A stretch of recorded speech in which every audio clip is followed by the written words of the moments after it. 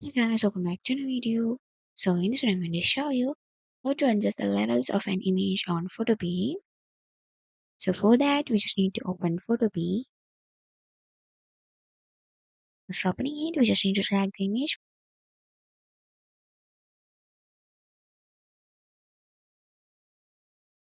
And after dragging it, here we can see the image here.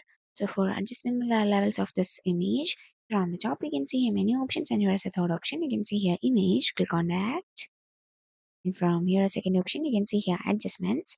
And from here is the second option, you can see here levels.